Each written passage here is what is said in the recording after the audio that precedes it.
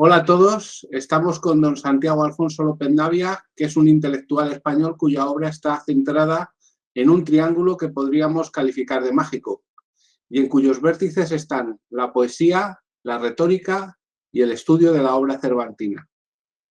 Quiero expresar ante todo mi agradecimiento a don Santiago por su extraordinaria amabilidad para conceder esta entrevista a la Asociación de Estudios Humanísticos y deseo que vaya por delante nuestro reconocimiento. Dicho esto, debo aclarar que don Santiago es ante todo un amigo personal y un amigo de una infancia feliz y compartida en un barrio muy humilde de Madrid. Y en unos veranos que hoy se nos pueden antojar mágicos. Por tanto, y con su permiso, me dirigiré a él como lo hago en privado e intentaremos mantener una conversación de viejos amigos. Santiago, te apeo el tratamiento, pero no la admiración, y muchas gracias por estar con nosotros. La admiración y el afecto son mutuos, Javier, y por supuesto no tendría ningún sentido que tantísimos años después y con tanto camino recorrido juntos no hiciéramos algo que no fuera apearnos el tratamiento. Por lo tanto, encantado. Para conocer la dimensión de nuestro invitado, diré que es autor de 13 libros de poesía y uno de relatos. Su obra, que es de raíz existencialista y cristiana, tiende al clasicismo y se manifiesta a través de heterónimos como Tediato, Jacobo Sandes, Antero Freire, James Bolson o Sir Yago de la Eterna Encrucijada. Algunos de los temas principales de su poesía son el desarraigo existencial, la nostalgia de la infancia, el viaje espiritual, la reflexión moral y el amor expresado habitualmente a través de llamado Silentium Amoris. Perteneciente al grupo Paréntesis desde su fundación, ha ofrecido recitales poéticos en numerosos países.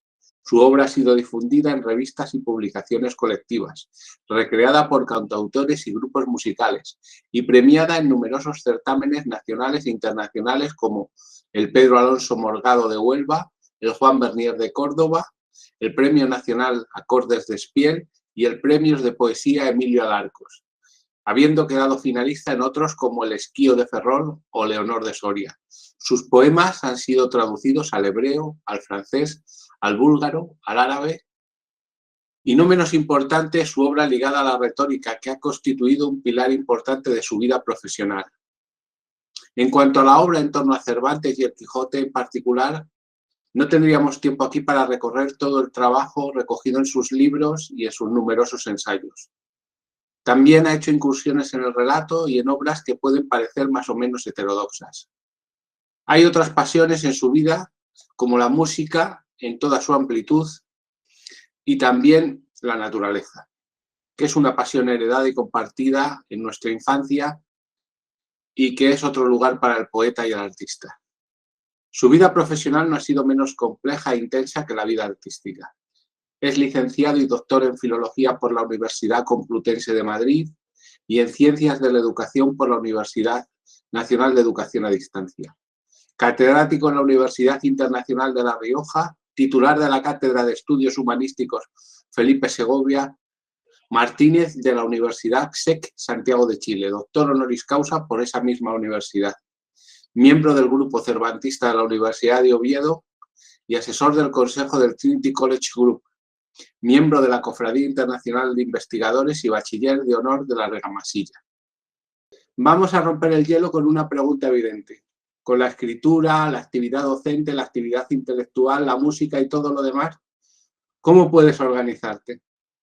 Es una mera cuestión de disciplina, de concentración, de aprovechamiento del tiempo, desde muy tempranito, porque para que el día cunda hay que levantarse no con los primeros gallos, es decir, no a las 3 de la madrugada, pero sí desde luego a una hora un poquito más razonable para que todo pueda rendir.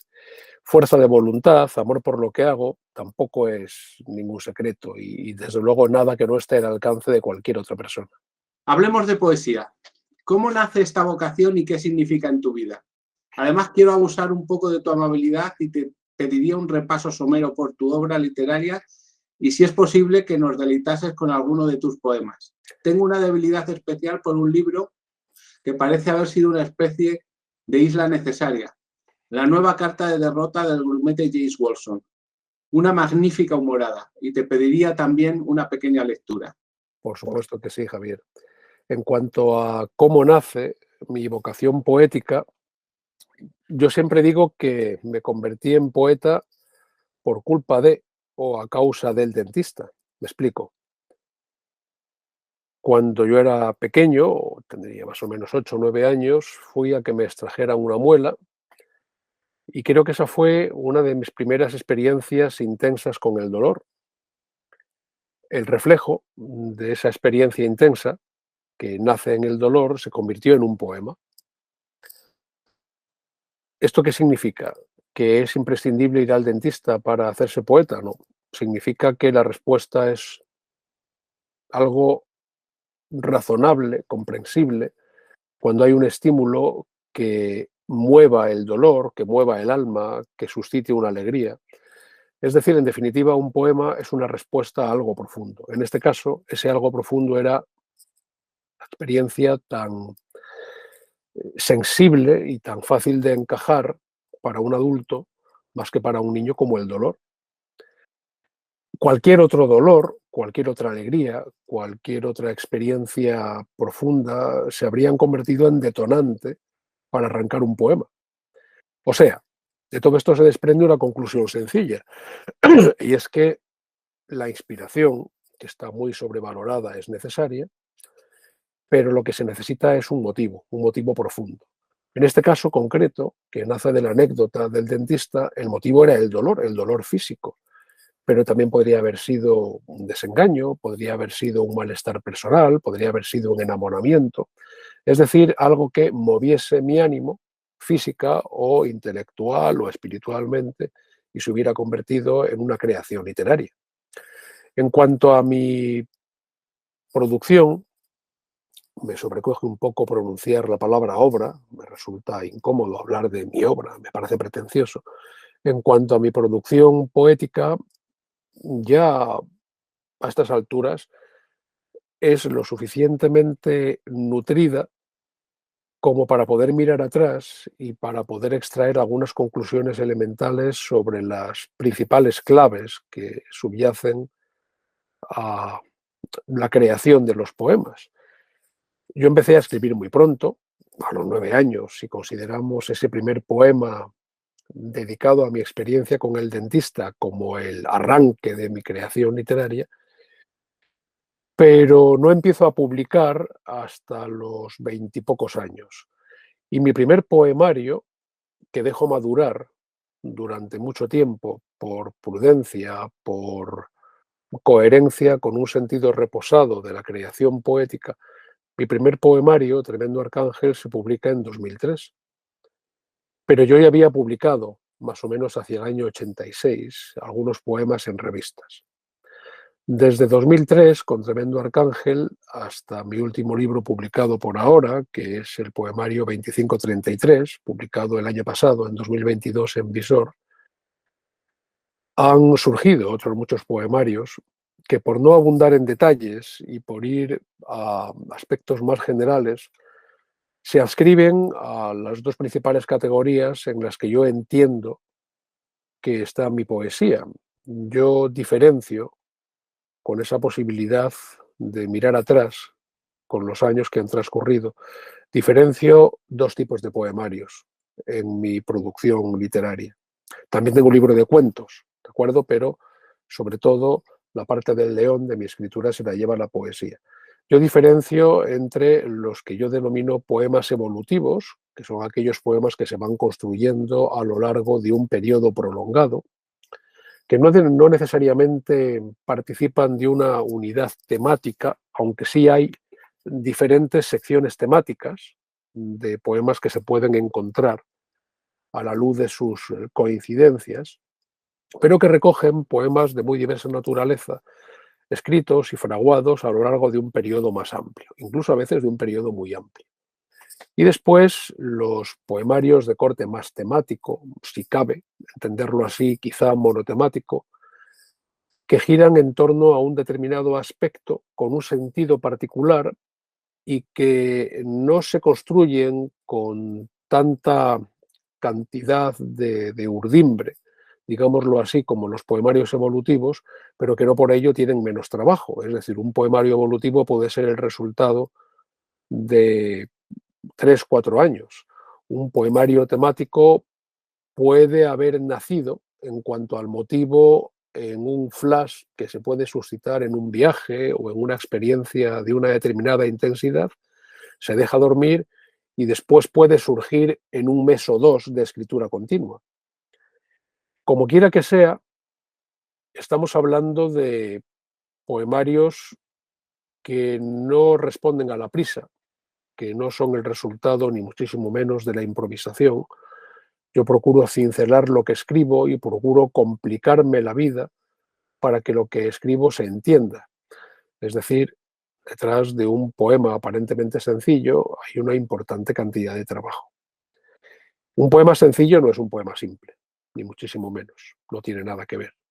A veces hay una relación, a veces hay un parecido que no me gusta, pero la sencillez no implica simplicidad. Yo entiendo la sencillez con arreglo a dos claves fundamentales. Hablo de un poema sencillo cuando es un poema inteligible, es decir, cuando es un poema que el interlocutor sabe entender.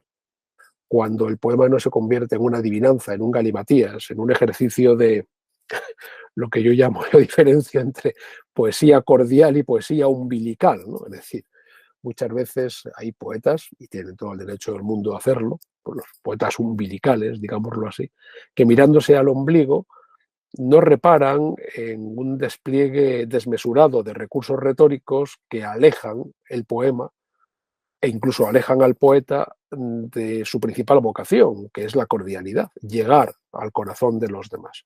Por lo tanto, un poema sencillo tiene que ser un poema cordial y un poema inteligible, un poema que no se entienda y un poema que no haga sentir probablemente sea más discutible o quizá menos útil que un poema cordial y un poema inteligible. En cuanto a algún poema, pues como quieras, si tienes una comprensible preferencia por esa curiosa humorada, que es Nueva carta de derrota del grumete James Wolfson, pues puedo leer la última secuencia. Bueno, la nueva carta de derrota del grumete James Wolfson cuenta una peripecia ficcionalizada, pero basada en una experiencia personal. Es decir, en cierto sentido podemos decir que es un pequeño ejercicio amable y discreto de venganza como consecuencia de una determinada peripecia profesional, de forma tal que los personajes que aquí aparecen retratados son personajes detrás de los cuales hay personas reales.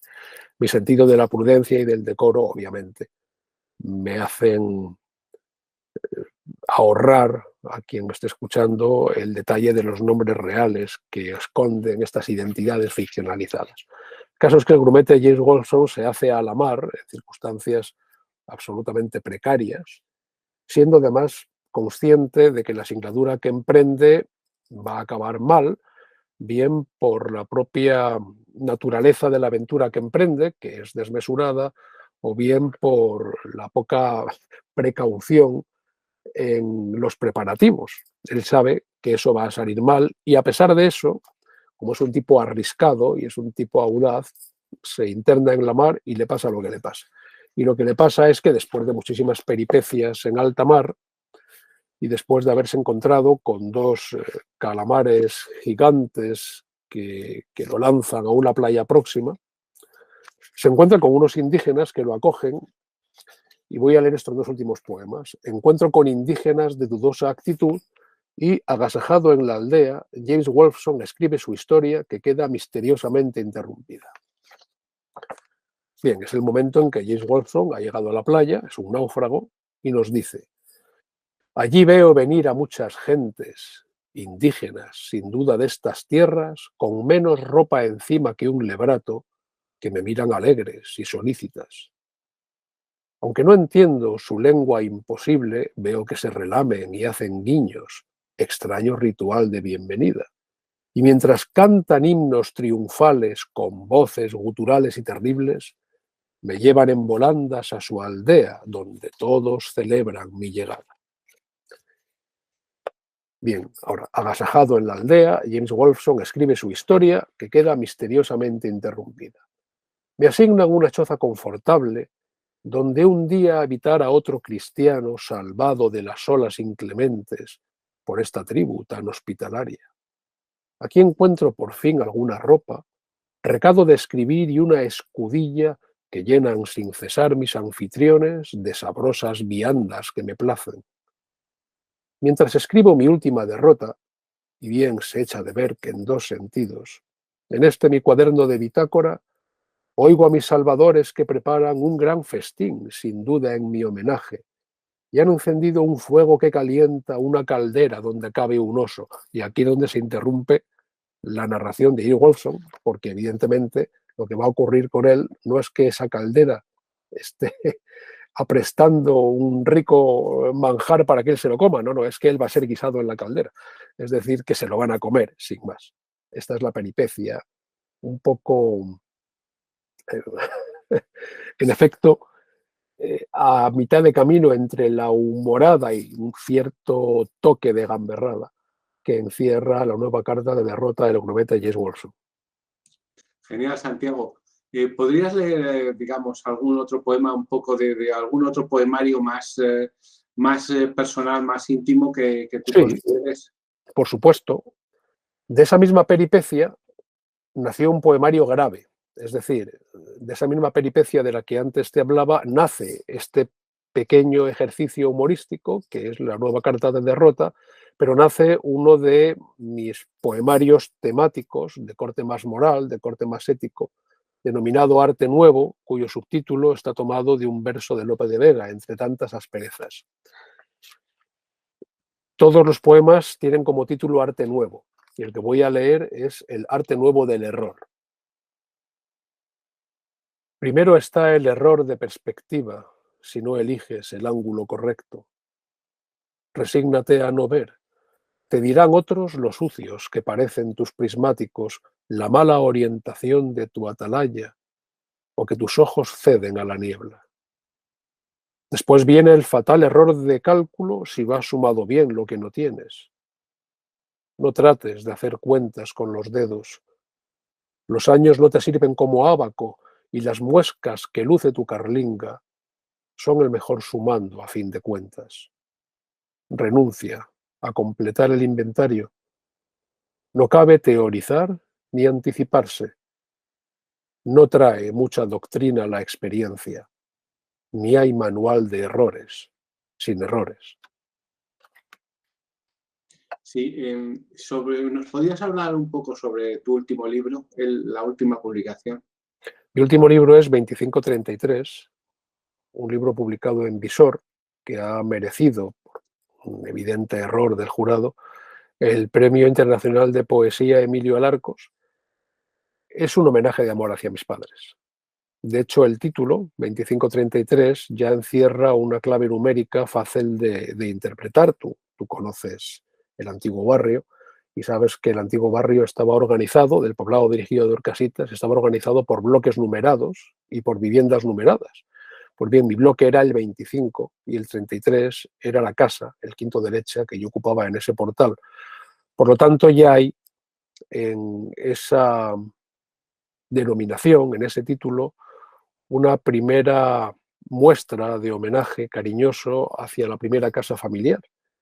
Ese libro es un homenaje a mis padres, un homenaje de amor y de gratitud, en el que retrato en poemas confrontados, en una página está un poema dedicado a mi padre y en la otra, en la contigua, uno dedicado a mi madre, y cada 4 poemas hay uno dedicado a la casa, como una especie de ser vivo, con una impresión muy próxima a la experiencia que puede tener un polluelo de un nido, es decir, la casa como nido, la casa como ser vivo, como ser acogedor, como ser cálido.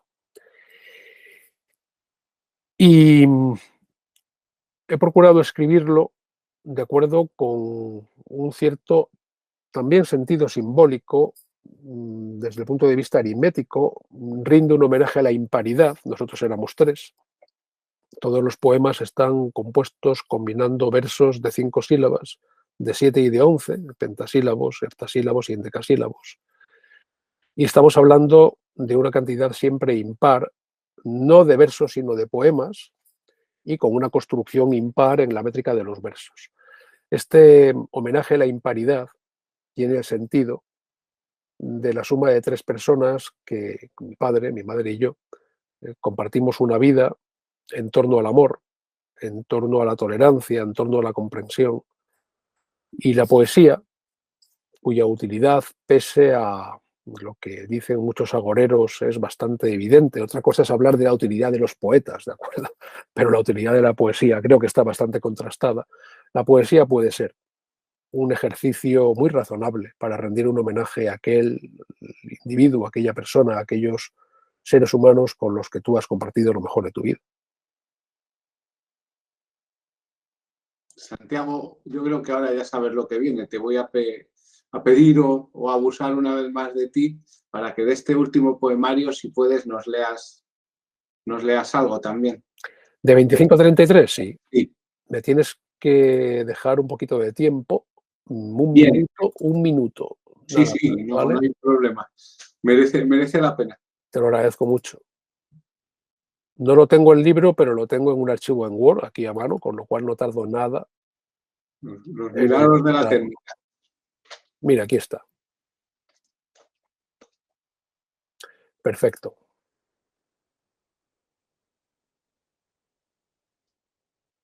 Pues te leo, por ejemplo, el poema número 8, que es el que me ha salido así aleatoriamente moviendo el cursor. Algunas veces el aura de un arrullo iluminaba todos los rincones de nuestra casa. Era la voz de almíbar de mi madre que cantaba entregada a su faena. El bálsamo de aquella melodía bañaba los pasillos, las estancias, como un hada de luz que derramase el polvo de sus alas protectoras. Y despertaba las flores y las cosas prisioneras aún de su letargo. Con el hechizo azul de sus canciones, mi madre convocaba a los espíritus guardianes del fluir de aquellas horas, y todo estaba en orden: el sol, la brisa, el canto de los pájaros, la promesa del día que empezaba, el gran reloj del mundo que en su latido marcaba el tiempo justo, el compás adecuado, la hora exacta. Muy bien, muchas gracias, Santiago. Gracias a ti. Toca conversar sobre retórica, Santiago. Casi es un sacrilegio hablar de retórica en estos tiempos. Siendo el lenguaje un vehículo de entendimiento y de comprensión, ¿cuáles son las razones de este deterioro y de este empobrecimiento de la lengua? Tal y como yo lo veo, un sistema educativo, como el que tenemos en nuestro país, que está tradicionalmente basado en lo metalingüístico, en perjuicio de lo expresivo. Me explico. Cuando hablamos de lo metalingüístico, hablamos de la descripción del sistema, que es la lengua. Es decir, enseñamos a nuestros niños a entender lo que las palabras se dicen las unas a las otras en los textos. Enseñamos a nuestros niños a analizar las palabras desde el punto de vista morfológico y sintáctico, pero no enseñamos a nuestros niños a hacer cosas con las palabras, desde el punto de vista de la expresión escrita y desde el punto de vista de la oralidad. Sobre todo desde el punto de vista de la oralidad, que es el gran patito feo del sistema educativo. Y todo ello a pesar de que la norma, la inestable norma educativa de nuestro país, porque como bien sabes, en nuestro país las normas son no ya líquidas, sino absolutamente gaseosas, y basta que cualquier partido que gobierne llegue al gobierno para derruir la norma que impulsó el gobierno anterior y construir otra, lo cual deviene en un estado de constante frenesí para los profesores. Pues en un sistema educativo como el nuestro, la oralidad ha sido tan cacareada, tan reclamada, tan presente en la literatura de la norma como abandonada en la realidad, hasta el punto de que los profesores de enseñanza primaria y enseñanza secundaria no tienen la formación retórica suficiente como para afrontar una didáctica de la oralidad. Esto es lo que hay que acometer, es decir, hay que ir desplazando la carga metalingüística del sistema educativo en beneficio de una carga más expresiva, más pragmática. O sea, bien por el análisis, pero muchísimo mejor por el uso real, por el uso contextualizado, por el uso práctico del idioma. A nivel político, Santiago, el deterioro y la simplificación que vemos hoy en los discursos ¿tiene algo que ver con los espectáculos tan tristes que vemos dentro y fuera del Parlamento? Mucho, lamentablemente mucho. Claro, decir esto que voy a decir puede parecer discutible para personas que tienen menos edad, pero tú y yo hemos vivido la transición política en todos los sentidos, en todas las acepciones de la palabra vivir, ¿de acuerdo?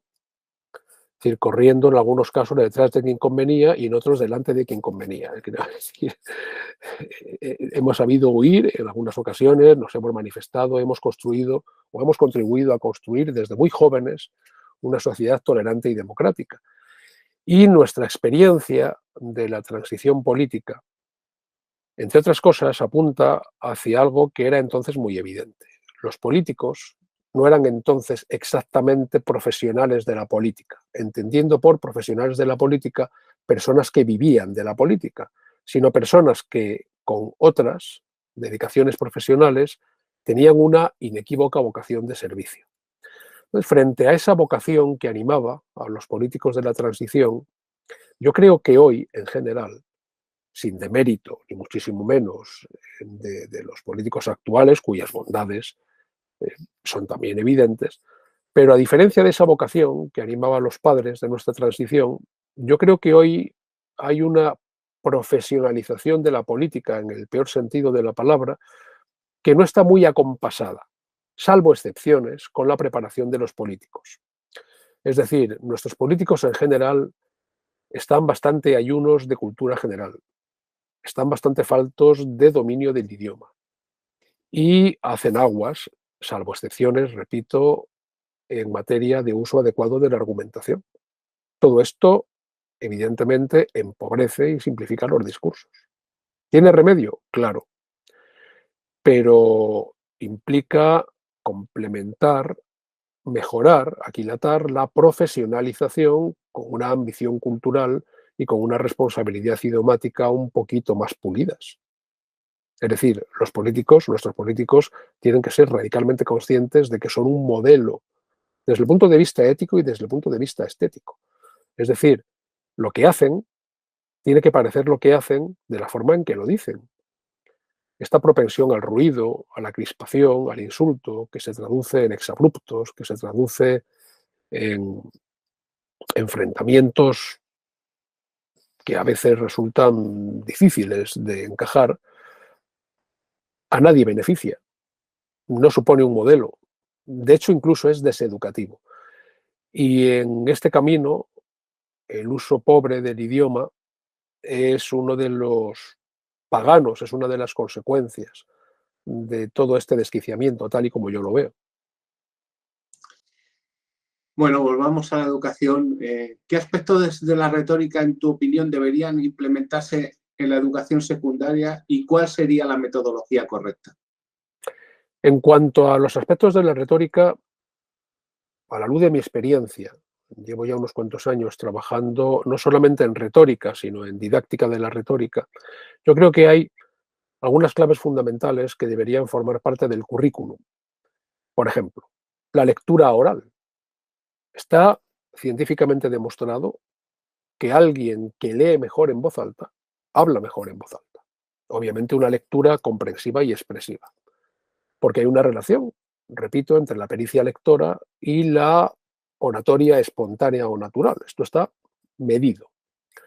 Por otra parte, hay que entrenar a los estudiantes en el discurso expositivo, entendiendo por discurso expositivo aquel que está orientado a la transmisión más o menos objetiva, más o menos elaborada de un tema completo, con una estructura definida y con una intencionalidad clara en función de los objetivos que cada cual se propone a la hora de hablar de un tema que conoce, subrayo que conoce, porque esa es otra.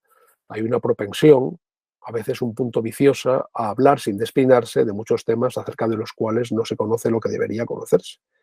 Por otra parte, también soy partidario del discurso dialéctico, del argumentativo, pero del espontáneo, no del forzado. Es decir, los chicos, los niños y niñas de primaria, de educación secundaria obligatoria y ya los jóvenes de bachillerato, tienen que saber discutir, entendiendo en la discusión el dominio de las técnicas, las herramientas y las estrategias de la argumentación, no en el uso deliberado de la falacia, no en la facilidad para caer en ese pozo sin fondo que a veces es la demagogia, entendiendo la discusión como la capacidad de encontrar en el otro lo que te completa, lo que te satisface y lo que si no te satisface, por lo menos te da una pista para llegar a algún punto en común. Schopenhauer escribió un libro precioso titulado Dialéctica erística o El arte de tener razón, expuesto en, creo que eran 38 estratagemas. Y recuerda un principio latino, contra negantem principia non est disputandum, es decir, no se puede discutir si no hay algo en común acerca de lo cual se pueda partir. O sea, para poder discutir hay que estar de acuerdo en algo, porque si no la discusión se convierte en un ejercicio vacuo de discrepancia en la que cada uno se escucha a sí mismo en lugar de escuchar lo que el otro tiene que aportar. Pues bien, este debate bien educado, este debate tolerante, también tiene que ser objeto del currículum. Y hay que enseñar a los alumnos a formular correctamente las preguntas. A veces no preguntan porque no saben preguntar, así de sencillo. Y a veces no saben contestar correctamente, no ya a las preguntas, sino a las objeciones, y no saben formular objeciones. Es decir, creo que estos son pilares fundamentales que deberían insertarse en un sistema educativo completo y responsable. ¿La metodología correcta? Bueno, consistiría en insertar de una forma expresa en el currículum de lengua castellana y literatura prácticas permanentes, prácticas programadas y, lo más importante de todo, prácticas evaluadas. Pero cuando digo evaluadas, no digo calificadas. Es decir, no estoy hablando de otorgar necesariamente una calificación a una actividad retórica. No, estoy hablando de evaluación en tanto retroalimentación. Es decir, que el profesor, en tanto interlocutor informado, o la profesora, le digan al alumno cuáles son los puntos débiles y los puntos fuertes de su práctica desde el punto de vista de la estructura, desde el punto de vista de la forma y desde el punto de vista del contenido. Cuando hablo de la forma, hablo tanto del lenguaje verbal como del lenguaje no verbal. Y cuando hablo del lenguaje no verbal, hablo tanto del lenguaje no verbal oral como del lenguaje no verbal no oral. Eso es educar en la oralidad desde el punto de vista práctico y desde el punto de vista responsable, tal y como yo lo veo y tal y como he intentado hacer, sobre todo a través de mis trabajos en materia de didáctica de la oralidad. Santiago, ahora llega una cuestión que es importante dilucidar. La pobreza en el lenguaje que padecemos es, de alguna manera, la génesis del conflicto entre las personas. Sí, si las personas no saben formular con corrección lo que piensan, si no saben expresar su opinión de una forma aquilatada, si no saben entenderse a sí mismos y por lo tanto no saben hacerse entender, el conflicto está garantizado. Todo esto lo inventaron hace muchísimos siglos Cicerón y Quintiliano. Cicerón en el siglo I antes de Cristo y Quintiliano en el primero después de Cristo. De hecho, Quintiliano resistematiza los postulados de Cicerón en sus instituciones oratorias. Pero ellos hablan de las cuatro principales máximas, las cuatro principales virtudes, que deben impregnar todo buen discurso. La máxima de puritas, es decir, la corrección gramatical, la de perspicuitas, es decir, la claridad, la de ornatus, es decir, la elegancia, y la de aptum, o sea, la adecuación. Cuando hablamos, tenemos que hablar correctamente, claramente, todo lo elegantemente que podamos, sin menoscabo de la claridad, y adecuando nuestro discurso a nuestros interlocutores, a las circunstancias y al tema del que hablamos. Si eso no existe, el conflicto está garantizado.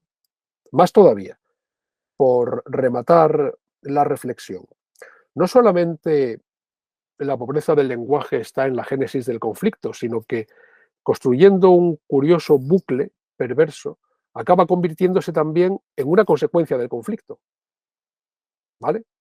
Es decir, la pobreza del lenguaje también se resiente por el conflicto mismo, de forma tal que en lugar de un círculo virtuoso, acabamos dibujando un círculo vicioso difícil de romper.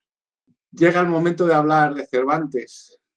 Nunca una obra como El Quijote ha agotado tantas vidas y ha convocado tanto ingenio. ¿Cuál es la razón? Bueno, yo tengo mi respuesta para esa pregunta. Más que razón en singular, yo puedo aducir algunas razones en plural, razones en las que creo.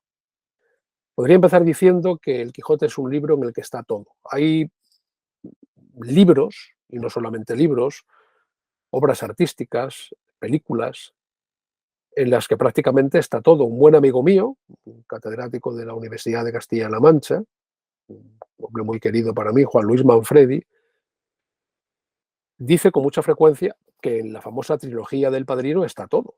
Bueno, creo que tiene razón. Algo parecido pasa con El Quijote, o con otros libros integrales, como puede ser la Biblia, por ejemplo. Son libros en los que está todo.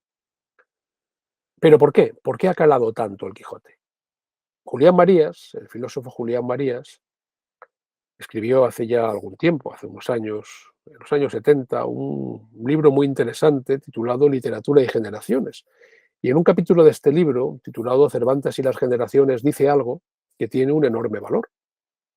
Dice, hay un momento de la vida de todo español, yo añado, de todo hablante del español, es decir, entendiendo el español como eso que Carlos Fuentes llamaba la patria de Cervantes, en la que coincidimos hispanohablantes de muchísimos países de todo el mundo, llega un momento, decía Marías, en que un español da por leído el Quijote de buena fe sin haberlo leído.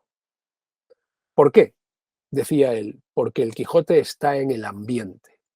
Esa intuición, literalmente lo decía así, el Quijote está en el ambiente. Esa intuición de Julián Marías es muy valiosa. De hecho, yo tengo esto escrito y pregunto a cualquier representante de cualquier literatura que no sea la española si es fácil encontrar, distinguir a un personaje literario por su simple silueta, como podemos distinguir a Don Quijote y a Sancho Panza. Podemos distinguir fácilmente la silueta del joven Werther de Goethe, del jorobado de Notre Dame, así a primera vista, de Robinson Crusoe. Es decir, sin embargo, la simple contemplación de la silueta de Don Quijote y Sancho Panza nos permite identificar al personaje, seamos o no seamos españoles, hayamos leído o no hayamos leído el Quijote. Por otra parte, la fraseología está ahí. Hablamos de luchar contra molinos de viento. Por poner un ejemplo, cuando hablamos de enfrentarnos a algo quimérico, algo desmesurado. Recuerdo un anuncio muy interesante de la Junta de Comunidades de Castilla-La Mancha hace ya algún tiempo, en los años 90, en el que una voz en off se iba fundiendo con determinados elementos del paisaje. En un momento determinado se veían unos molinos de viento y la voz en off decía: se le dispensará al visitante una acogida gigantesca, y en ese momento se proyectaban los molinos. Cualquier persona, sin haber leído necesariamente el Quijote, sabe por cultura general que Don Quijote confundía a los molinos con gigantes. Es decir, esa frase poderosamente intuitiva de Julián Marías, el Quijote está en el ambiente, se traduce en la realidad en experiencias que trascienden la mera lectura del Quijote. A partir de aquí, bueno, el Quijote tiene un éxito temprano. El Quijote es un bestseller. Es decir, estamos hablando obviamente de cálculos o de números proporcionales, teniendo en cuenta la diferencia entre la difusión de un libro en el siglo XVII y la difusión de un libro en el siglo XXI. Hoy, cualquier bestseller tiene 10 ediciones en 3 meses. Bueno, no cualquiera, pero desde luego sí un buen bestseller, ¿de acuerdo? Pues bien, El Quijote Solo ya en 1605 tiene ediciones en Madrid, ediciones en Valencia, 2 ediciones en Lisboa. Desde 1605, cuando se publica la primera parte del Quijote, hasta 1615, ya hay unas cuantas ediciones. Más todavía. Ya tenemos relativamente pronto las primeras traducciones. La primera traducción del Quijote al inglés, de la de Thomas Shelton, es del año 1612. La primera edición al francés, la de César Gaudin, es del año 1614. Claro, si comparamos estas magnitudes con lo que es propio del siglo XXI, entenderemos que ha pasado mucho tiempo. Desde 1605 hasta 1612 y hasta 1614 ha llovido, pero estamos en el siglo XVII. Es decir, un libro que se publica, su primera parte, en 1605 y que ya se traduce al inglés en 1612 y al francés en 1614, es un libro que ha triunfado. Tercera señal, que es un libro tempranamente recreado. Es decir, no hay que esperar al Quijote de Avellaneda, no hay que esperar a 1614, a ese detonante que supuso para Cervantes reivindicar la verdadera propiedad intelectual de su obra para escribir la verdadera segunda parte, ¿de acuerdo? No, en el año 1609 ya hay un anónimo homicidio de la fidelidad y defensa del honor que se publica en Francia, en edición bilingüe, en español y en francés, que es una recreación a partir del episodio de Marcela y Grisóstomo. No hay que esperar a 1614. Por cierto, en 1614 también hay otra continuación, en este caso una imitación, que no se conoce mucho y que es también importante y que nos hace ver que no tenemos que esperar a Avellaneda para hablar de recreaciones. Estamos hablando, hablo de narrativa, también podría hablar del Quijote de Guillén de Castro en teatro, pero hablo de narrativa. Estamos hablando del Caballero Puntual de Alonso Jerónimo de Salas Barbadillo, que también se publica en el año 1614. A partir de ahí, el recorrido que va teniendo el Quijote a través de los siglos es el que se ajusta a las tensiones y a las expectativas de cada época. Es decir, hay una lectura dieciochesca del Quijote, hay una lectura romántica, hay una lectura nacionalista en el contexto de la guerra contra los franceses, hay una lectura nacionalista y claramente españolista en el contexto del desastre del 98, es decir, hay un Quijote evidentemente antiestadounidense, hasta la militancia. Incluso hay también una lectura de este nacionalismo españolista a la luz de la España de las autonomías, ya bien entrado el siglo XXI. Y todo esto por no hablar de las innumerables recreaciones musicales, cinematográficas, pictóricas del Quijote. Es evidente que esta impregnación, volviendo a Marías, del Quijote en el ambiente, ha sido fecunda donde las haya habido, claro que sí. Perfecto. Vamos a pasar a la siguiente pregunta. Parece que Cervantes consigue construir una obra total donde se vuelve de forma permanente y además siempre encontramos algo diferente. ¿Cómo pudo un soldado, que hasta ese momento es artísticamente fracasado, gestar una obra de este calibre? El fracaso de Cervantes antes del Quijote es relativo. No podemos hablar tanto de fracaso como de falta de éxito, no siempre es lo mismo. Es decir, ¿cómo destacar en poesía? Paréntesis, Cervantes no es un mal poeta, pese a lo que él mismo dice, cierro el paréntesis. ¿Cómo destacar en poesía después de Garcilaso, después de San Juan de la Cruz? Incluso con el Lope poeta, porque evidentemente hay un Lope dramaturgo, pero el Lope poeta es extraordinario. Bien, ¿cómo destacar en teatro estando Lope ahí? O sea, no es que el fracaso artístico literario de Cervantes en otros géneros fuera el resultado de su falta de habilidad. No, la tenía, y mucha.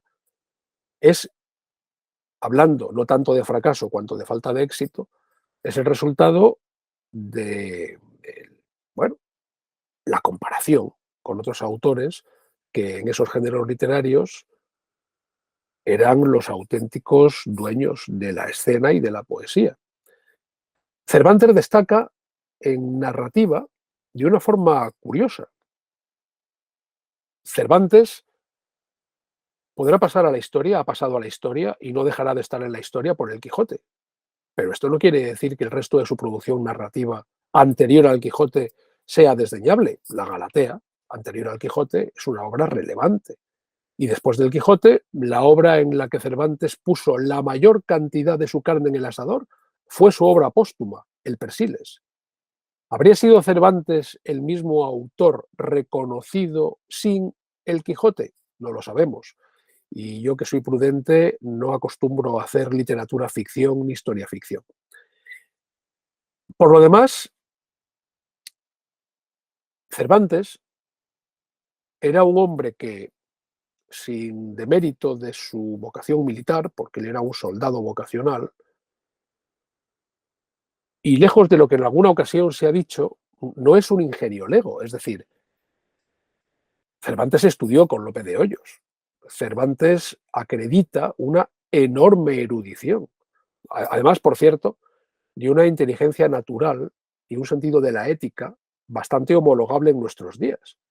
Lo que hace Cervantes decir a Marcela en el Quijote es un ejercicio de protofeminismo.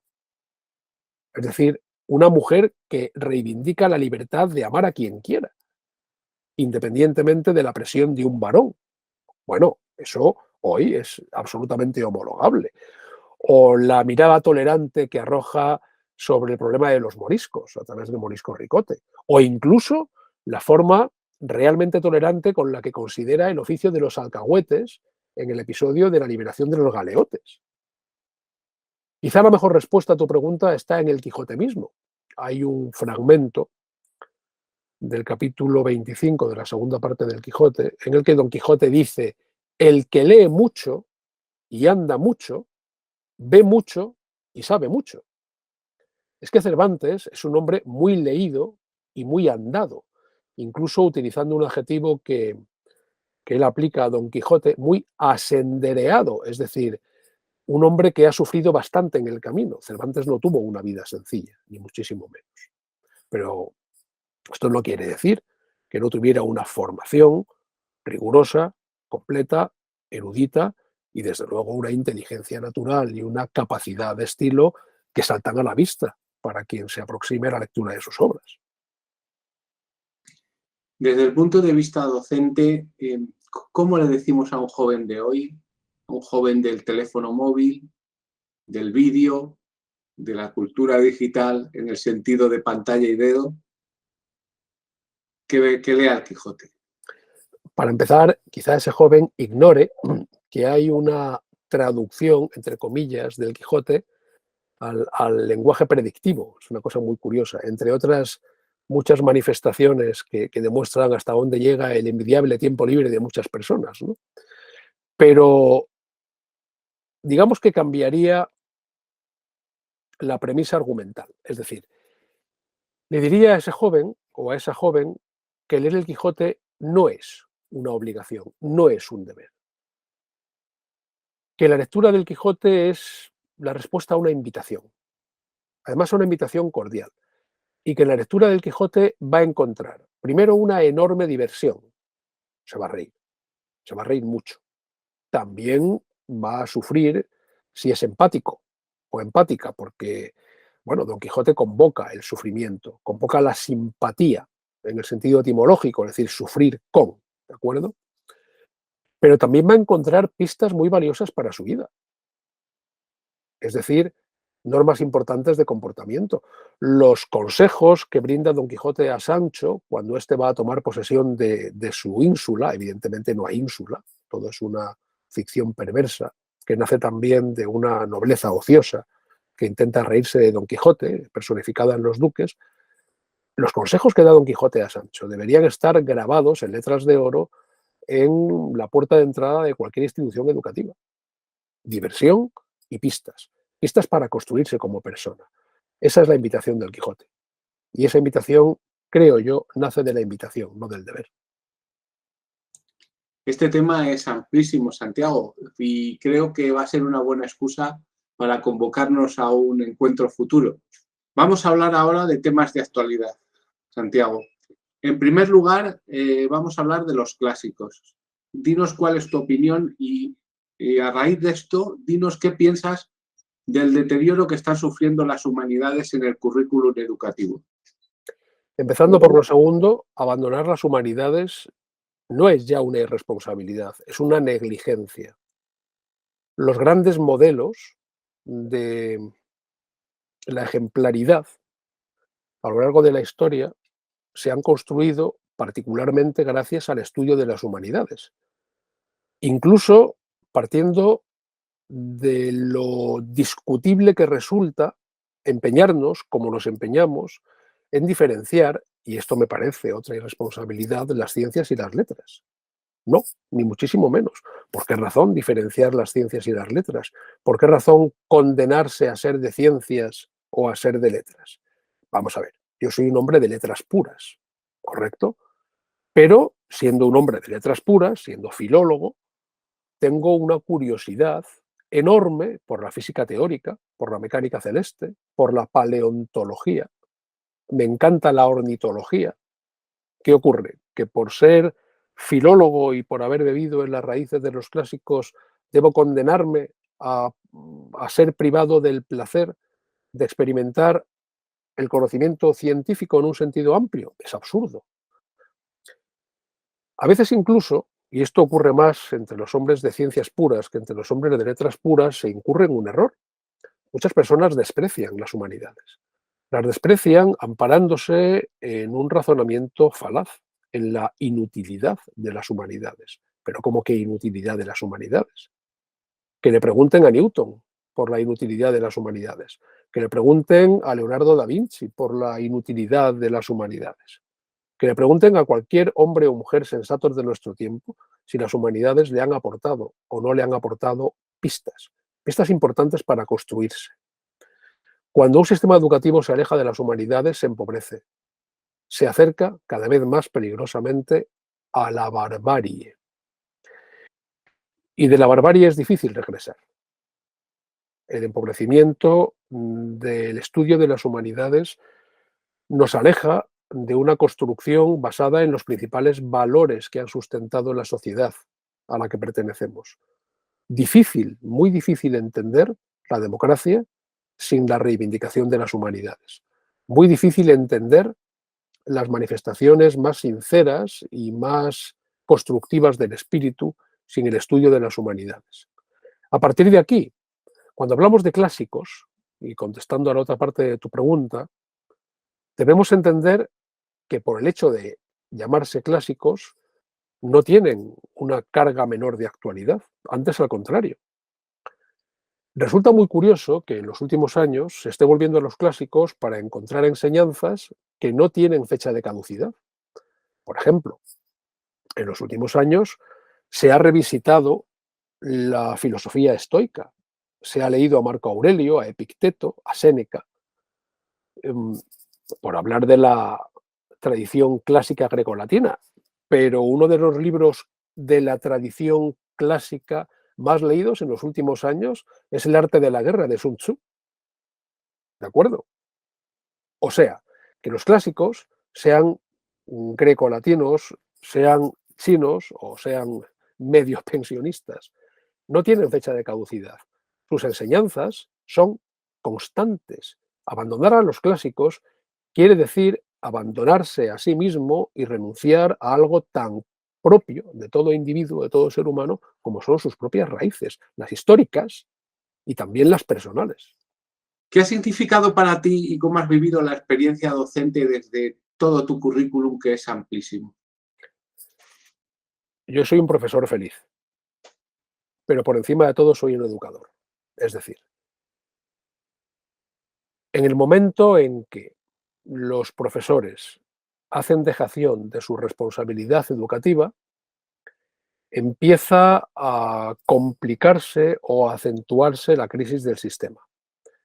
Muchas veces he oído decir, no, yo no he venido a educarte, que te eduque tu familia. Basta recordar el famoso proverbio africano, según el cual para educar a un niño tiene que intervenir toda la tribu, ¿de acuerdo? Por lo tanto, cualquier profesor que esté seguro de su vocación, sea un profesor de educación infantil o sea, como es mi caso, profesor universitario, tiene que ser consciente de que es educador. Cuando construimos un discurso basado en la comunicación del conocimiento, lo hacemos a la vista de unos valores y en función de unos valores. Y eso significa que los profesores, a pesar de que a veces nos achiquemos, a pesar de que a veces entendamos que somos algo parecido al último eslabón de la sociedad porque no se nos valora como quisiéramos, los profesores tenemos un curioso superpoder y es que tenemos la capacidad de transformar, de hacer mejor el mundo. Yo no tengo ninguna duda. Mi experiencia como educador a través de la lengua castellana y la literatura, a través de la lengua y la literatura, ha sido una experiencia gratificante, tanto en mi etapa preuniversitaria como en mi etapa universitaria, que es aquella en la cual acredito más años. ¿Por qué? Pues porque yo siempre he entendido mi profesión como profesor, es decir, como alguien que profesa, es decir, como alguien que manifiesta una fe, la he entendido desde la vocación de servicio, siempre. Una vez un profesor del antiguo certificado de actitud pedagógica, el famoso CAP, que no tiene nada que ver con el actual máster en formación del profesorado, porque el máster en formación del profesorado es denso, es práctico, es realmente relevante para construir perfiles docentes. Aquel CAP era una mera diligencia, de verdad, una mera diligencia administrativa. Pero lo único que recuerdo de aquella experiencia, que nada tiene que ver, repito, con los máster actuales, que son verdaderamente contundentes y verdaderamente útiles, es lo que me dijo el profesor de prácticas. Dijo, renunciad a la tarima para autoafirmaros. Cualquier profesor que utilice la tarima para autoafirmarse, para satisfacer su ego, se está equivocando. Bueno, yo ya lo tenía claro, pero oír una opinión tuya formulada por una tercera persona cargada de autoridad refuerza tu intuición. ¿Qué se desprende de esto? Que, por lo menos en mi experiencia, y ha sido una experiencia enormemente gratificante como profesor, en mi experiencia yo me he guiado siempre por la vocación de servicio. Me he guiado siempre por la pretensión del bien, siempre. He buscado el bien. He procurado mantener un equilibrio, nada fácil, pero imprescindible, entre el rigor y el afecto. Tú puedes querer muchísimo a un alumno que suspende la asignatura, ¿de acuerdo? Es decir, querer a un alumno no significa ejercer la falsa caridad de aprobarlo cuando no tiene los méritos necesarios para hacerlo. Eso es terrorismo educativo. Rigor y afecto. Y por otra parte, también he basado mi experiencia como profesor en la tensión permanente entre dos principios que sostienen una dialéctica muy vivificante, ¿no? El principio de esperanza y el principio de ejemplaridad. Un profesor tiene que vivir esperando en el otro, tiene que vivir esperando lo mejor del otro. Se habla del famoso efecto Pigmalión, es decir, atribuido a la enseñanza. Un profesor, una profesora que esperan lo mejor de sus alumnos, probablemente van a ser capaces de conseguir, si no lo mejor, algo bueno de sus alumnos. Mientras que el profesor que se regodea con un discurso destructivo, menoscabando la autoestima de los alumnos y a veces incluso descendiendo al insulto y a la descalificación, está condenando a los alumnos a la frustración. Decía, y todo esto, por supuesto, repito, conciliándolo con la ejemplaridad, ¿de acuerdo? Decía Spranger, Edward Spranger, en un libro precioso llamado El educador nato, decía algo que yo he convertido en una divisa de mi experiencia profesional como profesor. Decía él, la educación es un acto de amor. Edward Spranger hablaba de amor pedagógico. Luego Paulo Freire también abundó en estas reflexiones. Sí, es cierto, la educación la enseñanza, la educación a través de la enseñanza, es un ejercicio de amor. Y yo, que he procurado de todo corazón darme a mis alumnos sin reservas y sin límites, en una trayectoria, bueno, con un cierto recorrido. Yo empecé a ser profesor en el año 84. Algo ha llovido desde entonces hasta aquí. A lo largo de toda mi trayectoria, repito, yo me he dado a mi salud. Me he dado de todo corazón. Me he dado sin límites y sin reservas. No lo he hecho como una inversión. No lo he hecho a cambio de nada. Lo he hecho como un regalo. El amor no puede ser una inversión. El amor es un regalo. Pero es curioso. El regalo ha retornado a mí. Ha retornado con una relación afectuosísima, con un número muy importante de mis antiguos alumnos, algunos de los cuales ahora forman parte de mi familia. No creo, obviamente cada cual responderá de su trabajo, cada cual responderá de su vocación, pero yo desde luego no creo que haya un trabajo más hermoso que el de la educación. Para mí ha sido gratificante. No sé si habré sido capaz de conseguir que los demás sean mejores, no lo sé, ojalá, pero desde luego yo sí he tenido muy buenas razones y muy buenos motivos para esforzarme por ser mejor. Eso se lo debo a la educación. Ahora querría hacerte una pregunta adicional sobre la educación y es, muchos profesores universitarios en la actualidad se están quejando del peso que tiene la burocracia en su labor diaria, que no les permite desarrollar sus tareas de forma adecuada y que en otros casos incluso opaca las posibilidades de investigación que son tan importantes y tan propias de la universidad. ¿Qué nos puedes decir de esto? En cierto sentido, discrepo, aunque entiendo. ¿De acuerdo? Entiendo perfectamente esa queja. La entiendo porque la gestión universitaria y, por lo tanto, un cierto componente de burocracia es,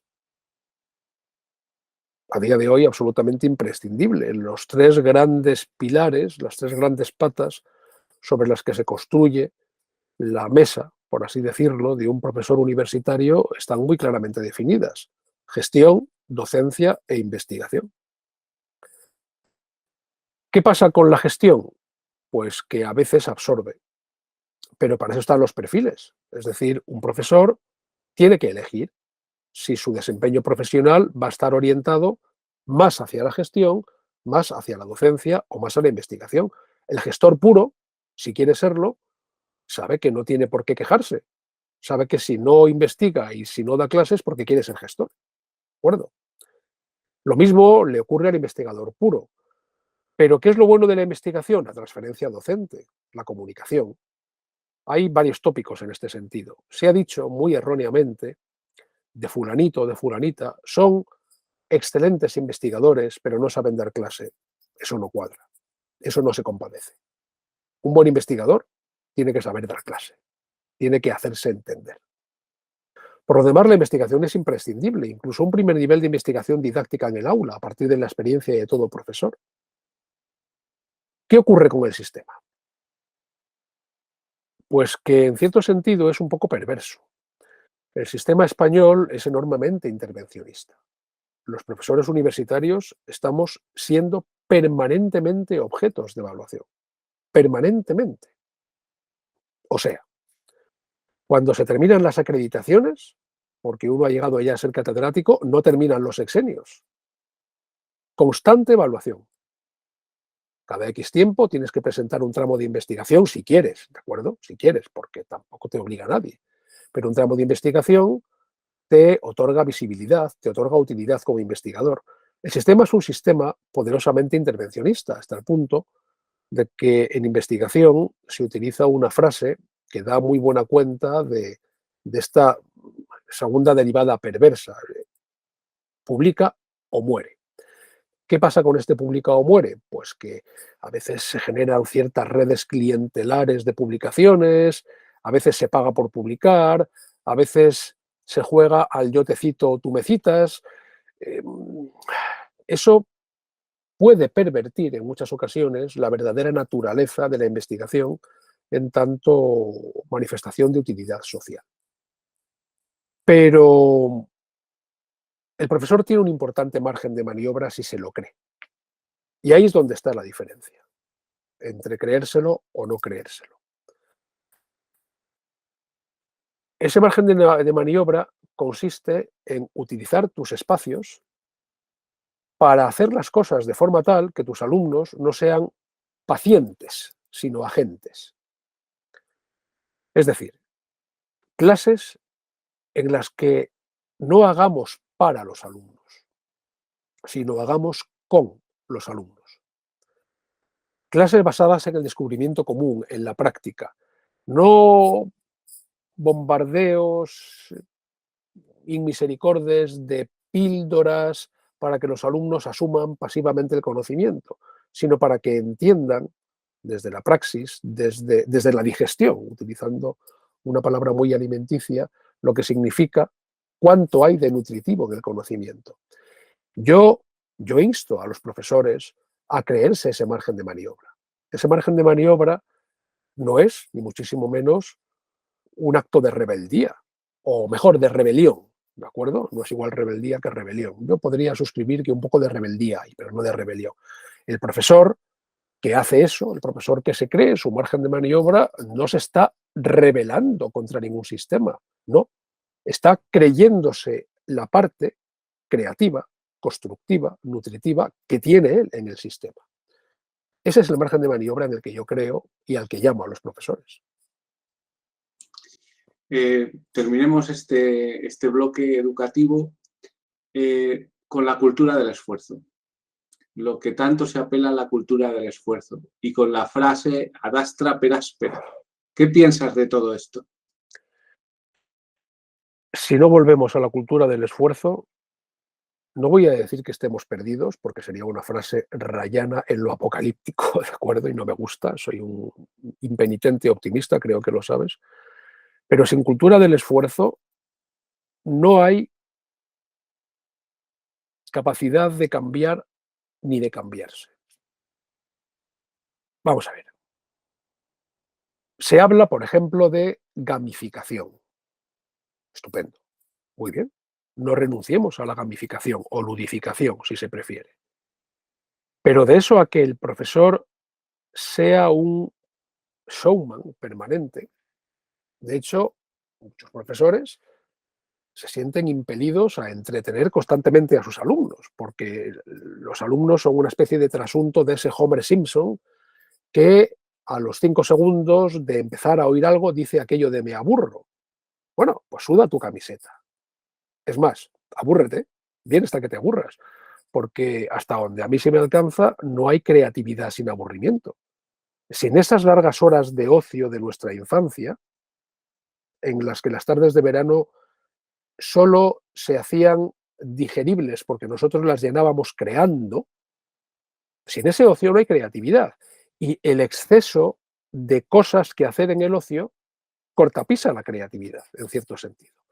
Por lo tanto, el profesor no es un gestor del entretenimiento de los alumnos, no es un entretenedor. No, no, no, hay que sudar la camiseta, hay que trabajar, hay que esforzarse. La cultura del esfuerzo es indeclinable. Los dos grandes males que yo vengo denunciando en el sistema educativo en los últimos 20 años son la intolerancia a la frustración y la falta de cultura del esfuerzo. Intolerancia a la frustración. No, no se le puede decir que no al niño porque se frustra. Oiga, usted es un necio. Si usted vive diciéndole a un niño o a una niña sí a todo, lo siento mucho, usted está creando la criatura de Frankenstein.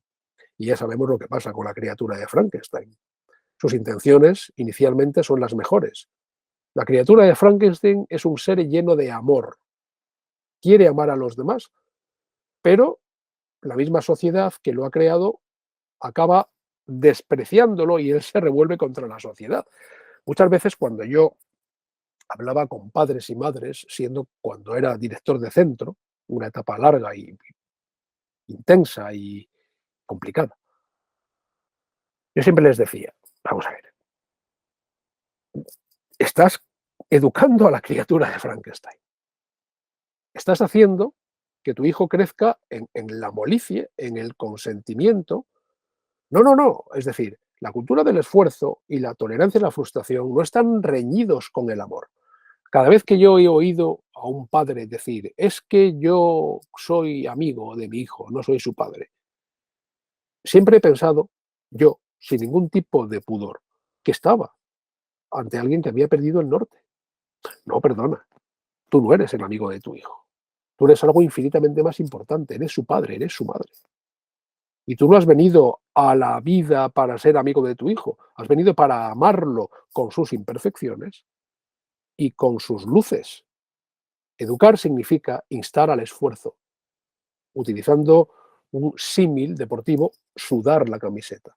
Sin cultura del esfuerzo y sin tolerancia a la frustración, no vamos a construir una sociedad responsable. Y una sociedad que no es responsable desplaza sobre los demás la toma de decisiones. Y una sociedad que desplaza sobre los demás la toma de decisiones está abriendo una puerta enorme a cualquier sistema intolerante basado en un régimen autoritario de extrema izquierda o de extrema derecha. Y pensar en eso a mí hace que se me abran las carnes. Bueno, Santiago, dos cosas, música y naturaleza.